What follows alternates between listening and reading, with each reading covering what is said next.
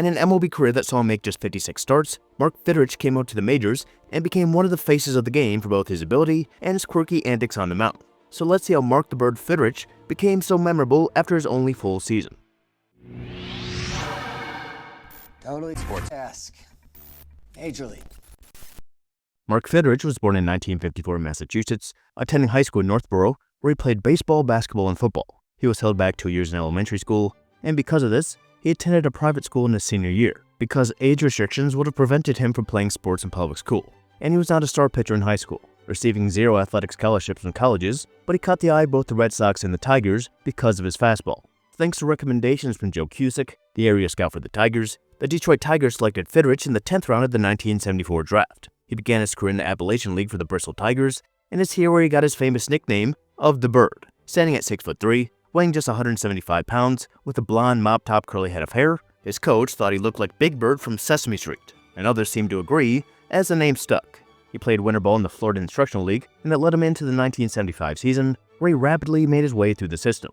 He began in Single A, and though he posted a record of 5-9, he struck out 73 in 117 innings. He was then moved up to Double A, where he only appeared out of the bullpen, throwing 14 innings in 7 games before being moved up to Triple A Evansville. Before he went there, he added a changeup to his repertoire and gained real control of his pitches, as he started 6 games there, pitching 40 innings with a 1.58 ERA, while walking just 9 batters. He would start the American Association Championship game to end the season, and he went 12 innings for the win, so he looked to have a great chance to be up in the big leagues next year. And before reporting to spring training, he again pitched in the Florida Instructional League. Important to know how much he was pitching before what would come later. And after the Tigers traded their best pitcher Mickey Lolich to the Mets, and later sold Joe Coleman to the Cubs, that created some openings on the roster, and Fidrych was given one of those openings. And just like in Double A, he started in the bullpen, and through the first 5 weeks of the season, he only appeared twice on April 20th and May 5th.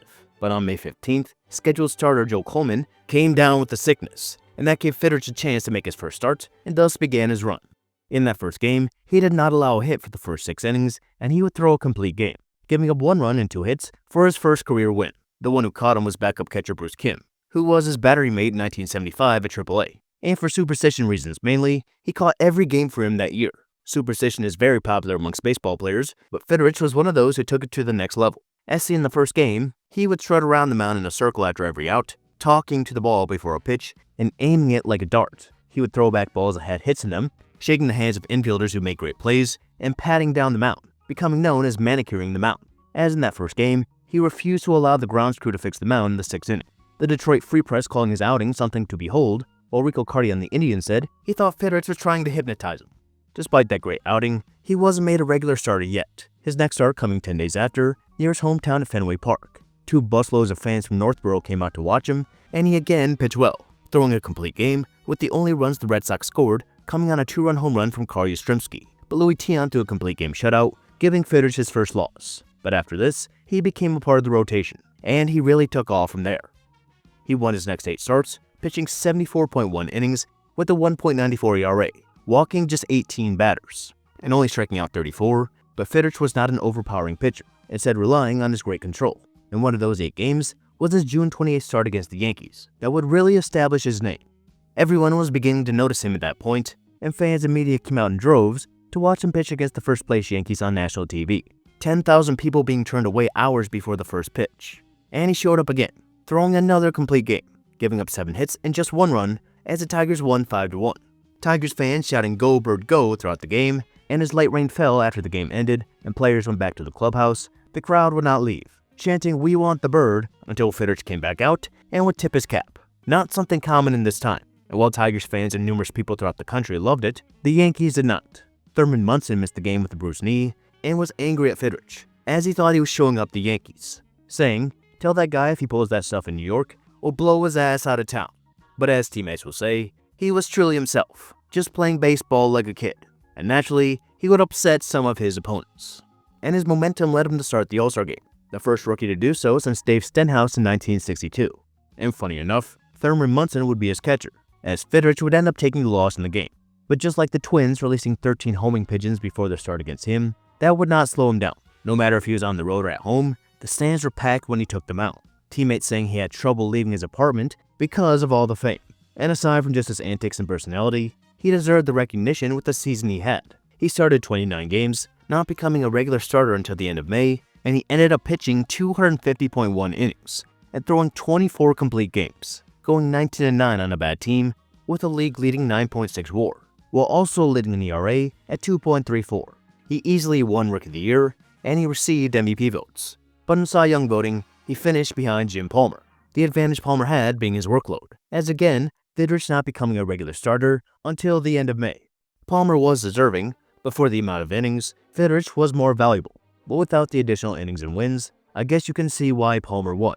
Regardless, Fidrych was the star of the year. In a year the Tigers were not contenders, they averaged 13,843 fans per home game.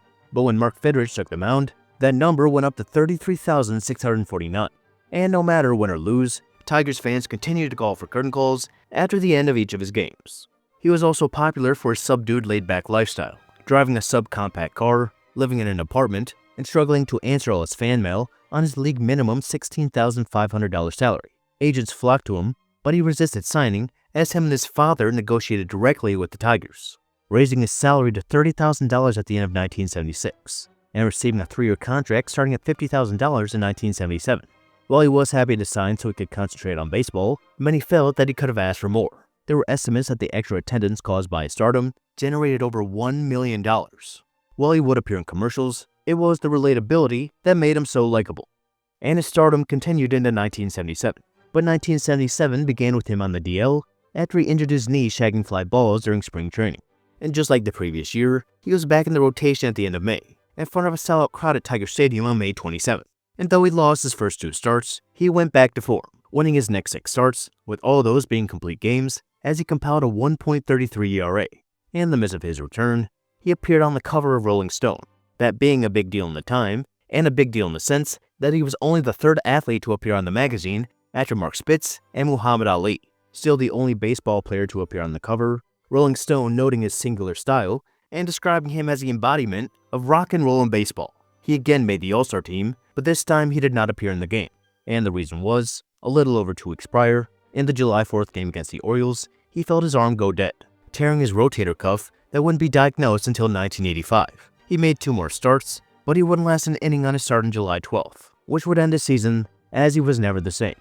Fidrych pitched on opening day in 1978, and he picked up a complete game win. And his next start was the same, but while he was on the cover of Sports Illustrated again, he would make his 3rd and last start of the season, with the arm problems coming back. He tried to come back multiple times, and made 4 starts in 1979, but he posted an ERA over 10, spending much of 1980 in the minors, and he did make 9 starts in the majors, with his last coming on the 1st of October, picking up a win in that final game. He spent all of 1981 in the minors for the Tigers, and he would be released after the season. Still not giving up, he was signed by his boyhood team in the Red Sox. He pitched in the minors over the next 2 seasons, but that pinpoint control was gone, as he walked more batters than he struck out. And at the age of 28, 7 years after taking the league by storm and winning Rookie of the Year and almost winning the Cy Young, he would retire from baseball. It can be easy to speculate what may have been for him without those injuries, with a knee injury possibly leading to a change in mechanics that led to the arm injury to go with his workload.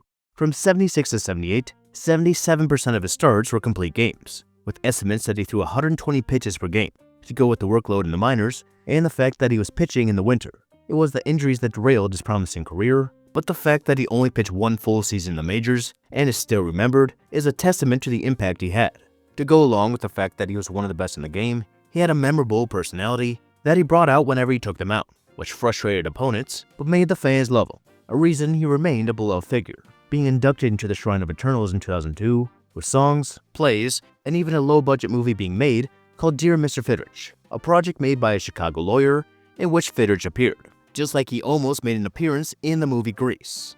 The movie being screened just weeks after he would pass away at the age of 54 in 2009, with more tributes coming in for a unique player whose career was cut short by injuries but made enough of an impact in 1 season to be remembered for years to come.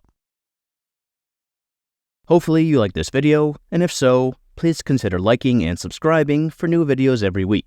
Thank you.